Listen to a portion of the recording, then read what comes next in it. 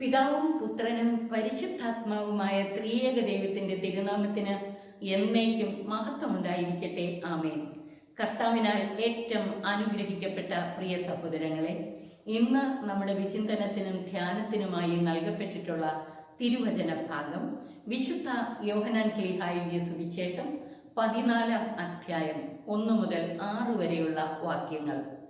3 ഭാഗങ്ങളായി തിരിച്ച് ഈ 6 വാക്യങ്ങൾ നമുക്ക് ധ്യാന വിഷയമാക്കാം. ഒന്നാമതായിട്ട് 14:1, നിങ്ങളുടെ ഹൃദയം അസ്വസ്ഥമാകേണ്ട, ദൈവത്തിൽ വിശ്വസിക്കുവിൻ, എന്നിലും വിശ്വസിക്കുവിൻ. യേശുവിൻ്റെ അന്ത്യ അത്താഴ വേളയില് അവിടുത്തെ കടന്നു പോകലിനെ കുറിച്ച് പറഞ്ഞ കാര്യങ്ങൾ, യൂദാസ് യേശുവിനെ ഒറ്റിക്കൊടുക്കുന്നതിനെ കുറിച്ചും ഒക്കെ കേട്ട് കഴിഞ്ഞപ്പോൾ ശിഷ്യരുടെ ഹൃദയം അസ്വസ്ഥമായി. ഈ ഒരു പശ്ചാത്തലത്തിലാണ് യേശു പറയുന്നത്, നിങ്ങളുടെ ഹൃദയം അസ്വസ്ഥമാകേണ്ട, ദൈവത്തിൽ വിശ്വസിക്കുവിൻ, എന്നിലും വിശ്വസിക്കുവിൻ. പിതാവായ ദൈവത്തിലും പുത്രനിലും വിശ്വാസം അർപ്പിക്കുന്നവർക്ക് ഏത് പ്രതിസന്ധിയുടെ മധ്യത്തിലും ഉള്ളിനുള്ളിൽ സമാധാനവും ശാന്തിയും അനുഭവിക്കാൻ സാധിക്കും. കാരണം പിതാവായ ദൈവത്തെയും യേശുവിനെയും അറിയുന്നവർ അവിടുത്തെ ജീവനിലേക്ക് പ്രവേശിക്കും. ഈ 14:1 സമാനമായി 17:3 യേശുതമ്പുരാൻ പറഞ്ഞു, ഏക സത്യ ദൈവമായ അങ്ങയെയും അങ്ങയച്ച യേശു ക്രിസ്തുവിനെയും അറിയുക എന്നതാണ് നിത്യജീവൻ. ജോണിന്റെ സുവിശേഷത്തിൽ അറിയുക എന്നതും വിശ്വസിക്കുക എന്നതും ഒരേ അർത്ഥമാണുള്ളത്. അപ്പോൾ ഏക സത്യ ദൈവമായ പിതാവായ ദൈവത്തെയും അങ്ങയച്ച പുത്രൻ തമ്പുരാനെയും അറിയുക എന്നതാണ് നിത്യജീവൻ. ആ ജീവനാണ് നമ്മുടെ ദുഃഖങ്ങൾ സമാധാനമായി ആശ്വാസമാക്കി മാറ്റുന്നത്. ഈ തിരുവചന ഭാഗത്തെ 2ാമത്തെ യൂണിറ്റ് 2-3 വാക്യങ്ങൾ. എൻ്റെ പിതാവിൻ്റെ ഭവനത്തിൽ അനേകം വാസസ്ഥലങ്ങളുണ്ട്, ഇല്ലായിരുന്നെങ്കിൽ നിങ്ങൾക്ക് സ്ഥലമൊരുക്കാൻ പോകുന്നുവെന്ന് ഞാൻ നിങ്ങളോട് പറയുമായിരുന്നോ? ഞാൻ പോയി നിങ്ങൾക്ക് സ്ഥലമൊരുക്കി കഴിയുമ്പോൾ ഞാൻ ആയിരിക്കുന്നിടത്ത് നിങ്ങളും ആയിരിക്കേണ്ടതിന് ഞാൻ വീണ്ടും വന്ന് നിങ്ങളെയും കൂട്ടിക്കൊണ്ടു പോകും. നമുക്കായി വാസസ്ഥലം ഒരുക്കിയതിന് ശേഷം വന്ന് നമ്മെയും കൂട്ടിക്കൊണ്ടു പോകുമെന്ന് ക്രിസ്തു ശിഷ്യർക്ക് ആശ്വാസം പകരുന്ന വചസ്സുകളാണിത്. ജോണിന്റെ സുവിശേഷത്തിൽ വാസസ്ഥലം എന്നതിന് മെനേൻ എന്ന ഗ്രീക്ക് പദമാണ് ഉപയോഗിച്ചിരിക്കുന്നത്. മെനേൻ, പരസ്പരം അധിവസിക്കുക. ഇത് വെർബൽ ഫോമിലാണ് ഉപയോഗിച്ചിരിക്കുന്നത്. യേശുവും യേശുവിൽ വിശ്വസിക്കുന്നവരും പരസ്പരം അധിവസിക്കുന്ന അനുഭവത്തെക്കുറിച്ച് മഹത്വത്തിന്റെ പുസ്തകത്തിൽ ജോണിൽ ആവർത്തിച്ചു പറഞ്ഞിട്ടുണ്ട്. ഈ മെനേൻ എന്ന വെർബിൽ നിന്നാണ് വാസസ്ഥലം മോനായി എന്ന നാമരൂപം, നൗൺ ഫോം ഉണ്ടായത്. നമുക്ക് ദൈവവുമായി പരസ്പര സഹവാസത്തിലും സഹിത്വത്തിലും ആയിരിക്കുവാൻ, പരസ്പരം അധിവസിക്കുവാൻ ദൈവ സന്നിധിയിൽ വാസസ്ഥലമുണ്ടെന്ന് യേശു തമ്പുരാനോടൊത്തും ദൈവപിതാവിനോടൊത്തും നമുക്കായിരിക്കുവാൻ, പരസ്പരം അധിവസിക്കുവാൻ ദൈവപിതാവിൻ്റെ ഭവനത്തിൽ അനേകം വാസസ്ഥലങ്ങൾ നമുക്കായിട്ടുണ്ട്. യേശു തമ്പുരാൻ പോയി വാസസ്ഥലം ഒരുക്കിയതിന് ശേഷം അവിടുന്ന് വന്ന് നമ്മയും കൂട്ടിക്കൊണ്ടു പോകും. കർത്താവിൻ്റെ മരണോത്ഥാനത്തിലൂടെ ദൈവപിതാവിൻ്റെ മഹത്വത്തിലേക്ക് നമുക്കും പ്രവേശനം കിട്ടുകയാണ് യേശുവിനോടൊത്ത്. അത് യേശുവിൽ വിശ്വസിക്കുന്നവർക്കാണ്. അവൻ്റെ മഹത്വത്തിൽ നമ്മളെയും പങ്കുകാരാക്കും.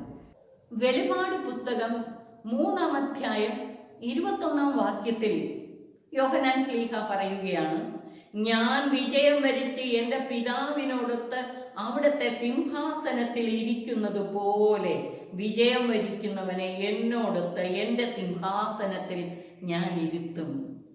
പിതാവിൻ്റെ സന്നിധിയിൽ യേശു തമ്പുരാൻ ആ മഹത്വ സിംഹാസനത്തിൽ ഉപവിഷ്ടനാകുമ്പോൾ വിജയം വരിക്കുന്നവരെ അവനോടൊത്ത് സിംഹാസനത്തിൽ ഇരുത്തുമെന്ന്, അഥവാ പിതാവിൻ്റെ മഹത്വത്തിൽ പ്രവേശിപ്പിക്കും നമ്മെയും. വിജയം വരിക്കുക എന്നത് ജോണിന്റെ ലേഖനത്തിൽ പറഞ്ഞിട്ടുണ്ട്.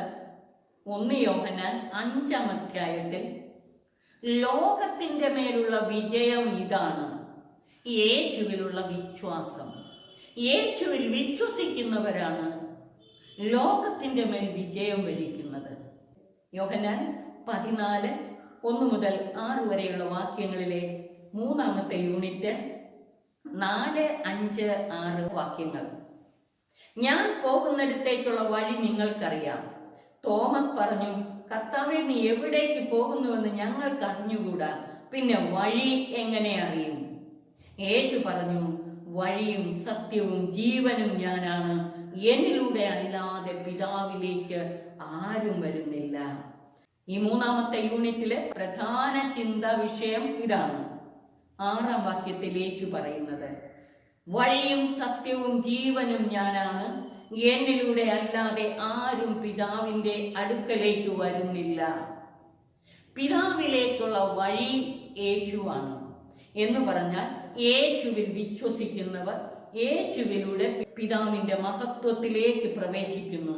യേശുവിലുള്ള വിശ്വാസത്താലെ ലോകത്തിന്റെ മേൽ വിജയം വരിക്കുന്നവർ യേശുവിനോടൊത്ത് പിതാവിന്റെ മഹത്വത്തിലേക്ക് പ്രവേശിക്കും. എന്താണ് സത്യം? യേശു സത്യമാണ് എന്ന് പറയുന്നതിന്റെ അർത്ഥം സ്വയം വെളിപ്പെടുത്തുന്ന ദൈവിക യാഥാർത്ഥ്യമാണ് യേശു. പിതാവിനെയും പരിശുദ്ധ റൂഹ തമ്പുരാനെയും തന്നെ തന്നെയും യേശു വെളിപ്പെടുത്തുന്നു. യേശു വെളിപാടിന്റെ പൂർണ്ണതയാണ്. അതുപോലെ യേശു പറയുകയാണ്, ഞാൻ ജീവനാണ്, വഴിയും സത്യവും ജീവനും. അവിടെ നിന്ന് വന്നത് നമുക്ക് ജീവൻ നൽകാനും അത് സമൃദ്ധമായി നൽകാനുമാണെന്ന് പറഞ്ഞു. ജോൺ 10:10. ജോൺ 11-ാം അധ്യായത്തിൽ ലാസറിനെ ഉയർപ്പിച്ചുകൊണ്ട് അവിടുന്ന് പുനരുത്ഥാനവും ജീവനുമാണെന്ന് വെളിപ്പെടുത്തി. അവിടുന്ന് നമുക്ക് ശാശ്വതമായ ജീവൻ പ്രദാനം ചെയ്യുന്നവനാണ്. നമ്മെ ജീവനിലേക്ക്, ജീവന്റെ പൂർണ്ണതയിലേക്ക് നയിക്കാൻ വേണ്ടിയാണ് ദൈവപുത്രൻ മനുഷ്യനായി അവതരിച്ച് മനുഷ്യ മക്കളോടൊത്ത് വസിച്ചത്. അപ്പോൾ ജോൺ 14:1 മുതൽ 6 വരെയുള്ള വാക്യങ്ങളിൽ നമ്മൾ 3 പ്രധാനപ്പെട്ട കാര്യങ്ങളാണ് ചിന്തിച്ചത്. ഒന്നാമതായിട്ട്, യേശുവിൽ പിതാവായ ദൈവത്തിലും വിശ്വസിച്ചുകൊണ്ട് ഹൃദയത്തിന്റെ അസ്വസ്ഥതകളും ദുഃഖങ്ങളുമെല്ലാം അകറ്റാൻ സാധിക്കും. രണ്ടാമതായി യേശു പറഞ്ഞത്, പിതാവിന്റെ സന്നിധിയിൽ അനേകം വാസസ്ഥലങ്ങളുണ്ട്. യേശു പോയി വാസസ്ഥലം ഒരുക്കിയതിന് ശേഷം വന്ന് നമ്മെയും കൂട്ടിക്കൊണ്ടു പോകും അവിടുത്തെ മഹത്വത്തിലേക്ക്. മൂന്നാമതായി, യേശുവാണ് പിതാവിലേക്കുള്ള മാർഗം. യേശുവിലൂടെ അല്ലാതെ ആരും പിതാവിന്റെ പക്കലേക്ക് പോകുന്നില്ല. യേശു ഒരേ സമയം വഴിയും സത്യവും ജീവനുമാണ്. യേശുവിലൂടെയാണ് ദൈവിക വെളിപാട് അതിൻ്റെ പൂർണ്ണതയിലെത്തിയത്. അതുകൊണ്ടാണ് യേശു സത്യമാണെന്ന് പറയുന്നത്. യേശുവിലൂടെയാണ് നമ്മെ ജീവന്റെ സമൃദ്ധിയിലേക്ക് നയിക്കുന്നത്. പ്രിയമുള്ളവരെ, നമ്മുടെ കർത്താവിന്റെ മനുഷ്യാവതാര രഹസ്യം ധ്യാനിച്ചുകൊണ്ട് നാം ആയിരിക്കുന്ന ഈ നാളുകളിൽ നമുക്ക് യേശുവിൽ വിശ്വാസമർപ്പിക്കാം. യേശുവിനെ അയച്ച പിതാവിലും വിശ്വാസമർപ്പിക്കാം. യേശുവിനോടൊത്ത് ത്രിത്വൈക ദൈവവുമായുള്ള സഹവാസത്തിലായിരിക്കാം.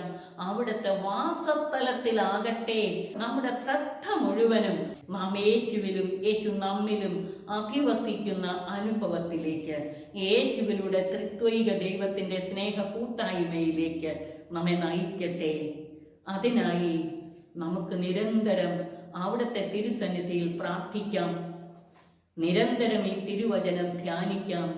അവിടുന്ന് നമ്മെ ആശീർവദിച്ച് അനുഗ്രഹിക്കട്ടെ.